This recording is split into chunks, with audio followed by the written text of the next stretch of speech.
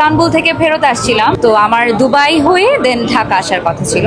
এয়ারপোর্টে যাওয়ার পরেই আমি শুনলাম যে প্রত্যেকটা ফ্লাইটই 2 ঘন্টা 3 ঘন্টা করে পিছিয়ে যাচ্ছে অথবা ক্যান্সেল হয়ে যাচ্ছে, এবং আমার তো এখানে শাকিলকে কমিটমেন্ট দেওয়া আছে, I have to B here. So আমার ইস্তানবুলের পরিবার, আমার ফ্রেন্ডসরা সবাই তাদের ফ্যামিলি বলছিল যে তুমি যেও না, 2-3 দিন থেকে যাও। আমি বললাম না, আমার কমিটমেন্ট করা আছে, I have to go back to Bangladesh. And খুবই লাস্ট মিনিটে আই ওয়াজ ভেরি লাকি, তারপর আমি অন্য একটা এয়ারলাইন্সের টিকিট কেটে দেন আসি, এবং অলমোস্ট 6-7 ঘন্টা আই ওয়াজ ইন এয়ারপোর্ট। আমি জানতাম না কি হবে। যদি দুবাই চলে যেতাম then I think it would have been like, কোথায় যে এখন থাকতাম আমি জানি না, বিকজ উই অল নো একটা খুবই ডিফিকাল্ট টাইমের মধ্যে দিয়ে যাচ্ছে এখন পুরো সময়টা। সো আসলে মানুষ একটা কথা বলে না যে তোমার খারাপ সময়ে, তোমার সবচেয়ে কঠিন সময়গুলোতে বোঝা যায় আসলে কে কাছের মানুষ, কে দূরের মানুষ। আগে সালামি পেতাম অনেক, এখন আমি সালামি দেই।